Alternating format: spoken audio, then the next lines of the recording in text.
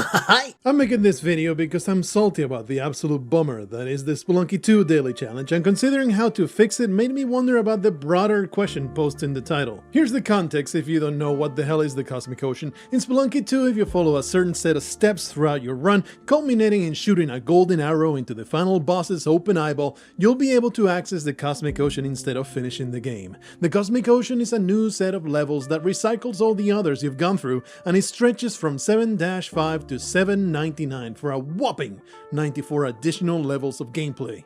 The last one doesn't count, since the ending animation will play once you reach 799. Considering that a run up to the chicken snake egg monster goes through 22 levels, the Cosmic Ocean more than quintuples the length of a run that goes the distance. So unless you're speedrunning, your 30-minute play session will become 2 to 3 hours of uninterrupted play, no saves allowed, no quitting allowed, no fapping allowed, almost 3 hours of intensely difficult, hyper-focused, capital G gaming. And it's a bummer. Thinking about doing it is a bummer. Knowing a good run can go that long, it's a bummer. Setting aside the time to do it is a bummer. You know what isn't a bummer though? The sponsor of this video, that's right, tell me. Have you ever been staring at your co-worker's butt cheeks and said to yourself, "Damn it! How did they get those glutes so smooth?" You've tried so many exfoliating methods, but they make you bleed so profusely. The pills don't work and they give you apocalyptic diarrhea. And surgery is so costly. You might as well get a whole ass transplant at that point. Nobody wants that. What are you, an idiot? Well, of course the secret is Silk Mound's cream for the butt. With just a light application of this amazing product 4 times per hour, your rump jigglers will become as smooth as the iconic Lucky Strike tobacco flavor. A baby's rosy cheeks? Throw them in the garbage! They're worthless next to your future fanny if you only dare to believe. What are you waiting for? Follow the link in the description, use my code ILOVEANAL20 for a whopping 10% discount on your purchase of $300 or more, and enjoy this miracle of modern science. Let's get to bashing butts as well as these nuts. Back to the Cosmic Ocean, which is a real bummer.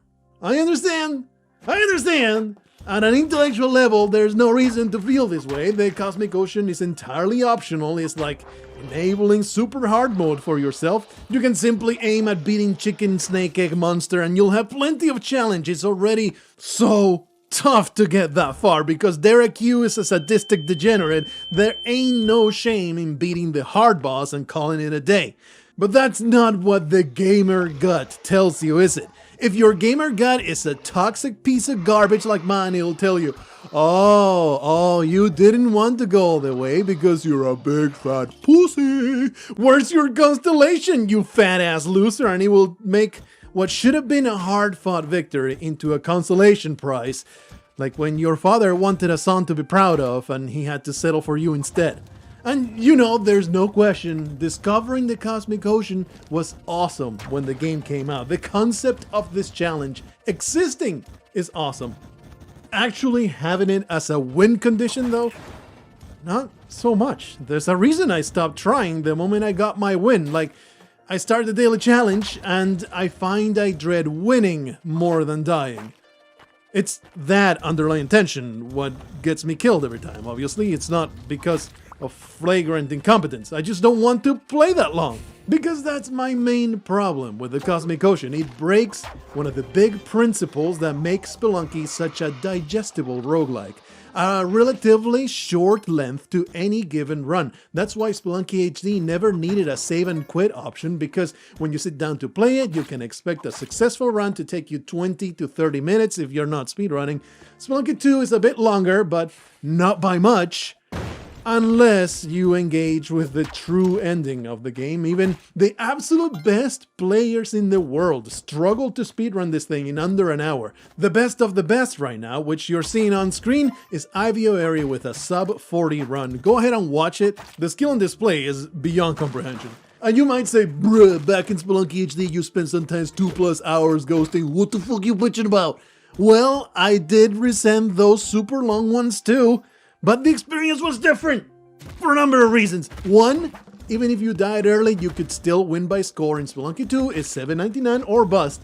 Two, the challenge was a different mode. It was the only place where you'd care about your score, making it different than a run-of-the-mill adventure. Three, I have skill issues in the insane challenge that is the Cosmic Ocean is too much. Sure, that's a personal failure of mine, but it's still a bummer. Four, in HD you could get a win screen and feel good about yourself even if you didn't make it to the top of the scoreboard instead of the total bummer that is dying in 7-24. 5, you're ugly and you smell, so your wrong opinion doesn't matter. I feel like the optimal version of the Cosmic Ocean would have been just an additional 8 levels, one for each biome in a random order.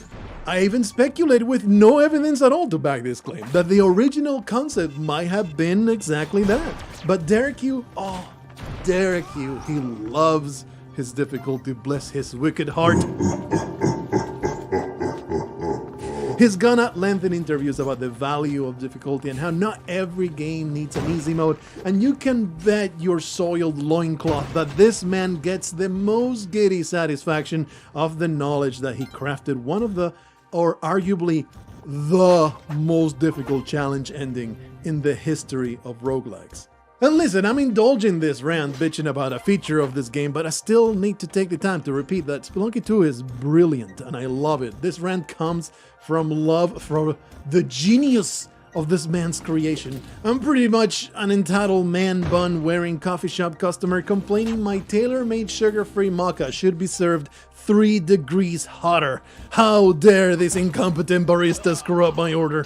But to answer my own titular question, as salty as I get, I can't possibly claim the game is worse because it has this entirely optional mega challenge available for mad lads to attempt. But I do wish it were different. Most of the boring and frustrating parts of Spelunky 2 have a direct link to the Cosmic Ocean. Getting the bow in the boring challenge, babysitting that bow, having to jump through the exact same hoops every run, and then the 94 level slog itself to the true ending. It's just not as fun as it should be. Like the intricacy and the scope of the challenge were prioritized over it being a good time. But I realize Spelunky 2 is not in a vacuum. It's the sequel to a roguelike regarded by many extremely intelligent and handsome scholars to be the perfect game. Derek Yu is a savvy dude and he knew that to make an impression, the scale of the sequel needed to be legendary. Cosmic, if you will.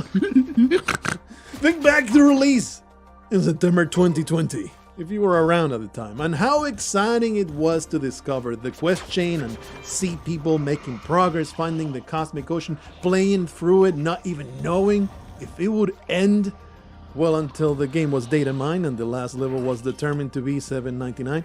And how unreasonable that sounded at the time. The point is, you can find articles talking about this insane challenge. It was actual gaming news when Twiggle was the first to get his constellation. The Cosmic Ocean was a boon to the game's notoriety and longevity. So really my beef is just the daily challenge that quote-unquote forces you into it. This is extremely unlikely to ever be changed, but here's my proposed solution. It's very simple. Make the Cosmic Ocean inaccessible in the daily challenge and rank the leaderboard on high score, and not by how far you got. Because ghosting in Spelunky 2 is intense. It would be great to have an incentive to do it, but right now no one gives a crap about robbing Madame Tusk and picking up diamonds. It's a freaking tragedy, man. Come on, Derek. If only to give me a reason to engage with the worthless garbage guarding the vaults. Hashtag make this Spelunky daily fun again. As always, when I spout half-baked opinions, I'd like to know what you fellas think about all this. Am I resonating with your own feelings in the matter, or do you think I'm a stupid poo-poo head who doesn't know what the hell he's talking about? Let me know in the comments below, Blargo fam, and don't forget to click like and subscribe for more content.